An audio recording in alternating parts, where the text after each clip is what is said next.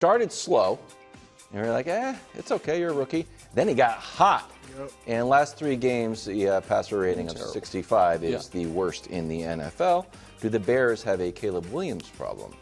No, he's the least of their problems, but let me be very clear. He's not playing well.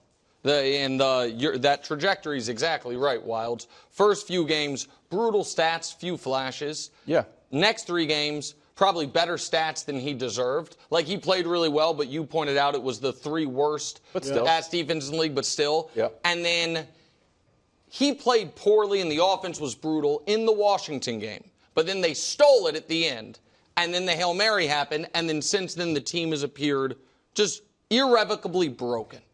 And so I am not flip-flopping on Caleb Williams. I think every single one, as high as you were on Jaden, I think all 4 of us said he was the consensus #1 pick. I still think that was the right pick. Yeah. I know other people might already be ready to change. I still think he is going to be a great player. I think he is not good enough yet to fix their structural problems, which are so pervasive from he's been sacked the 5th most of any player ever through 10 games of a season. And it's like, oh, he's holding on the ball too long. He holds on. His average time to pass is quicker than Bo Nix, barely, but it is. And Nick's been sacked half the times. The offensive line's been a disaster. The offensive scheme's been a disaster. The defense seems to have quit on the coach post-Hail Mary and the explanations for it. So the whole thing's a disaster. I think Caleb Williams is going to be great. Obviously, this year's been a massive disappointment for a team that I think was a coin flip in Vegas to make the playoffs. So that's my answer. If everyone else wants to say he's a bust, that's fine. Are you coming off the Super Bowl pick? I'll get to that in a moment. I'll get to that. Can I show you some stuff and get your reaction? Because I have a whole bevy of stuff ready to go. I would love that. And I also would like to preface this with saying there's a lot of built-up animosity from us for you keeping Caleb on Mahomes Mountain all through last year when he was at USC. That was rough. Well, he probably isn't even on the mountain. I'm just telling you it's there. Okay, go ahead. That's just rooted. It's rooted. I just have facts, but Coach, it's going to be coming from Coach. Mm-hmm.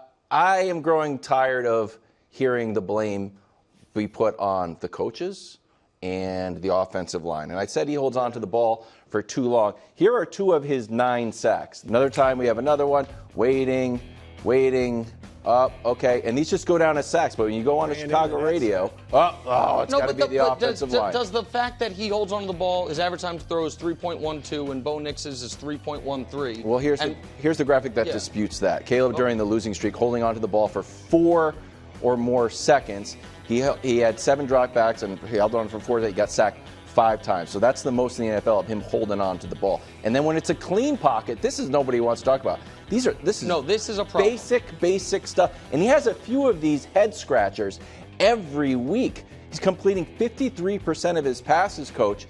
These are clean ones you got to make. That sort of the game starts to go sideways when you don't make these passes. So, Coach, that was my little bevy of bad plays. I think both points on both sides are fair. And when a guy comes in with as much hype as he came in with, and having him on Mahomes Mountain last year, that's an element of it. But that's not it. It's just the expectations are so high.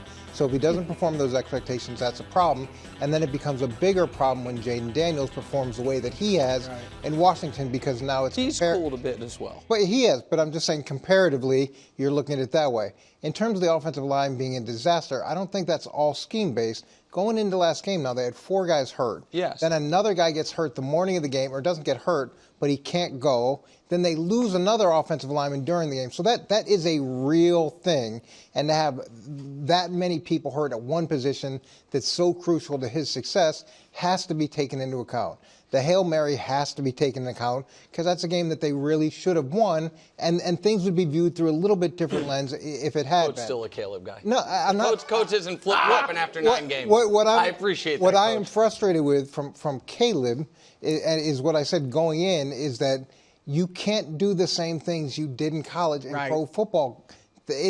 Guys are too fast, they're too good, and you can't just move around forever until someone gets open. You have to have a clock in your head to get rid of the ball. And that's one of the biggest things. He clearly, he's used to his whole life being able to hold it. I'm more athletic than everybody else, and I can get out of this. He can't do it. There are linebackers faster than him. So he can't do that in the NFL.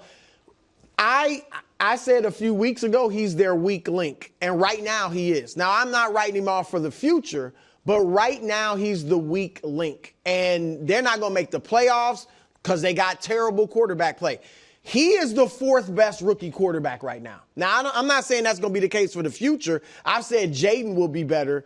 But right now, Bo Nix and Drake May look better too. They're more accurate. They're more poised. They're more on schedule. They're doing all of that. And he's not accurate. You showed up one of the things. No. He's not accurate. And so he's got a long way to. I'll say this, Nick, finally.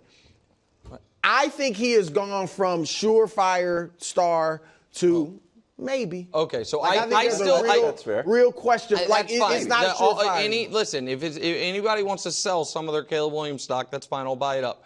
But I do have to address one thing Brew said earlier, which is this is the team I had in the Super Bowl. Oh, yeah, I forgot.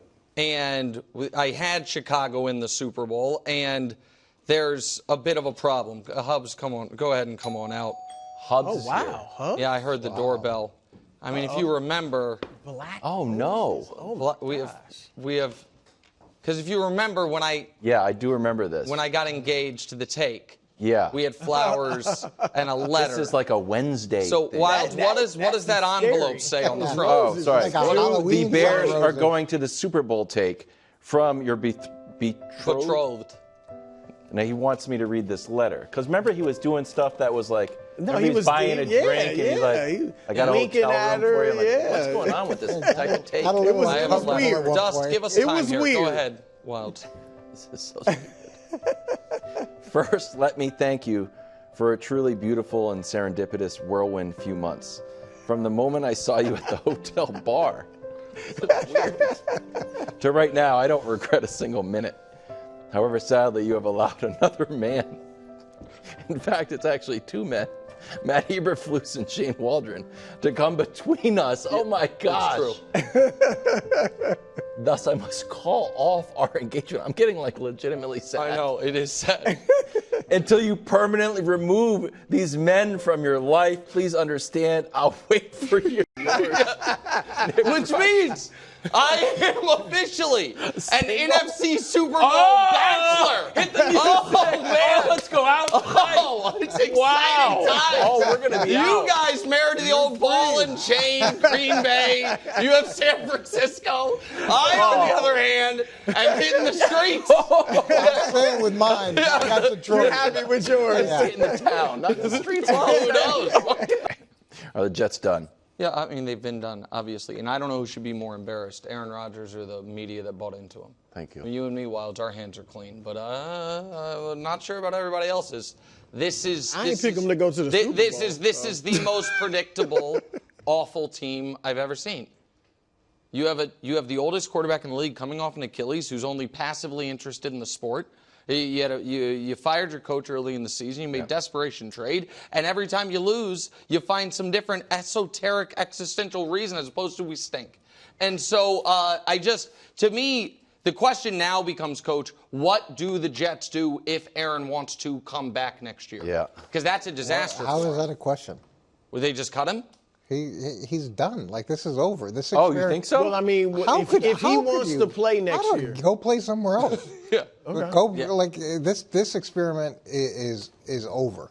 And when they've given him $50 million, they've given him everything that he asked for to help him try to be successful. And I give Woody credit for that. He wanted Devontae, he got Devontae. He wanted his offensive coordinator, he got his offensive right on down the line. Wanted Mike Williams gone. He's catching touchdowns. He's catching touchdowns. Yeah, so he's been given every opportunity to be successful. There is a strong pattern of older quarterbacks going to other teams, and I experienced it with Brett Favre and being very successful. And for this to be a situation where they don't have energy, where the defense gives up 5 scoring drives in a row to start the game, where they can't score a touchdown.